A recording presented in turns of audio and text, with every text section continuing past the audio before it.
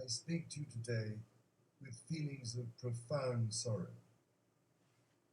Throughout her life, Her Majesty the Queen, my beloved mother, was an inspiration, an example to me and to all my family.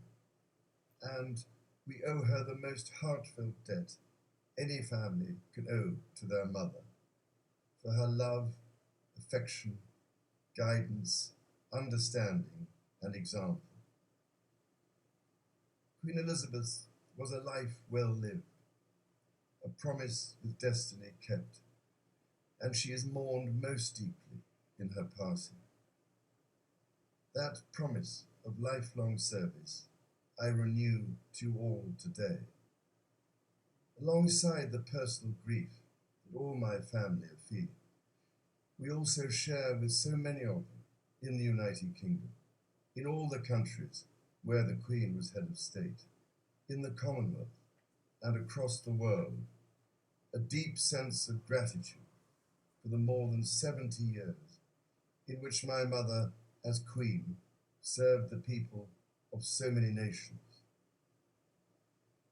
In 1947, on her 21st birthday, she pledged in a broadcast from Cape Town to the Commonwealth to devote her life, whether it be short or long, to the service of her peoples.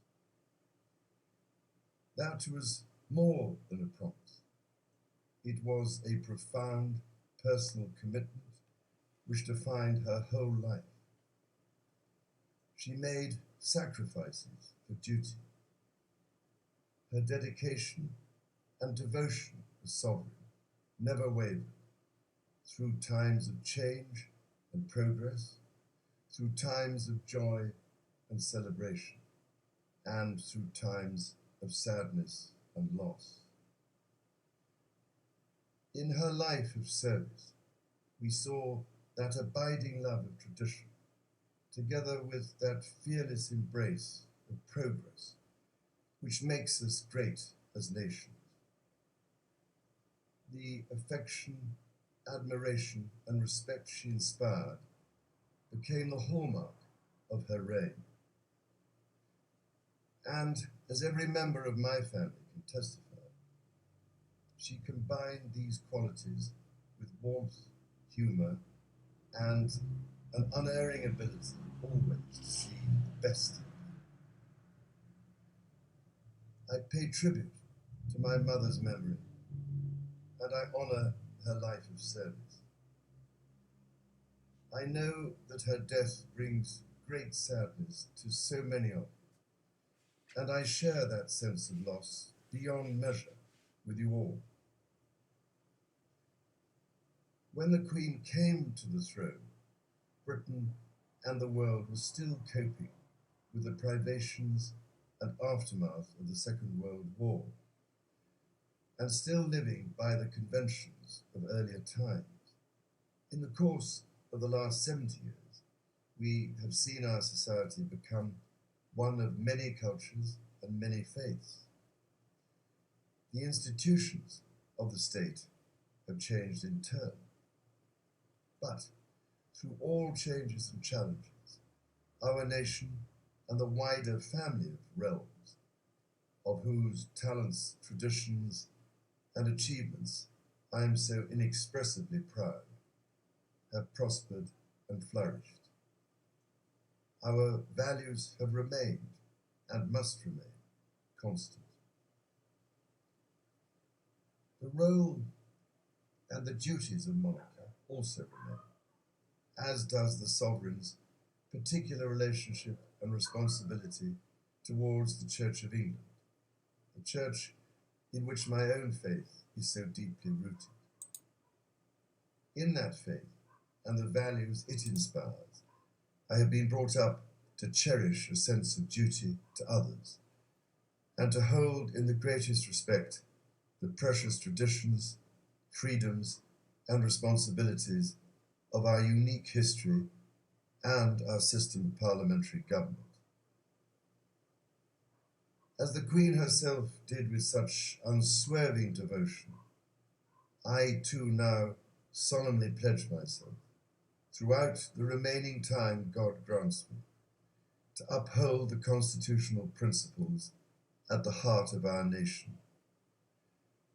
And wherever you may live in the United Kingdom, or in the realms and territories across the world, and whatever may be your background or beliefs, I shall endeavour to serve you with loyalty, respect, and love, as I have throughout my life. My life will of course change as I take up my new responsibilities. It will no longer be possible for me to give so much of my time and energies to the charities and issues for which I care so deeply. But I know this important work will go on in the trusted hands of others. This is also a time of change for my family. I count on the loving help of my darling wife, Camilla. In recognition of her own loyal public service since our marriage 17 years ago, she becomes my Queen Consort. I know she will bring to the demands of her new role the steadfast devotion to duty on which I have come to rely so much. As my heir, William now assumes the Scottish titles which have meant so much to me. He succeeds me as Duke of Cornwall and takes on the responsibilities for the Duchy of Cornwall, which I have undertaken for more than 5 decades. Today, I am proud to create him Prince of Wales, Tywysog Cymru, the country whose title I've been so greatly privileged to bear during so much of my life and duty. With Catherine beside him, our new Prince and Princess of Wales will, I know, continue to inspire and lead our national conversations, helping to bring the marginal to the centre ground, where vital help can be given. I want also to express my love for Harry and Meghan as they continue to build their lives overseas. In a little over a week's time, we will come together as a nation, as a Commonwealth, and indeed a global community, to lay my beloved mother to rest.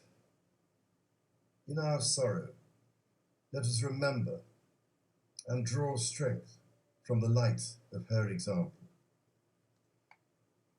On behalf of all my family, I can only offer the most sincere and heartfelt thanks for your condolences and support. They mean more to me than I can ever possibly express.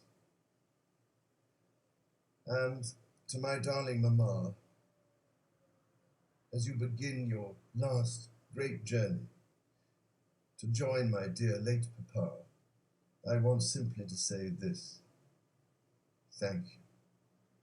Thank you for your love and devotion to our family and to the family of nations you have served so diligently all these years.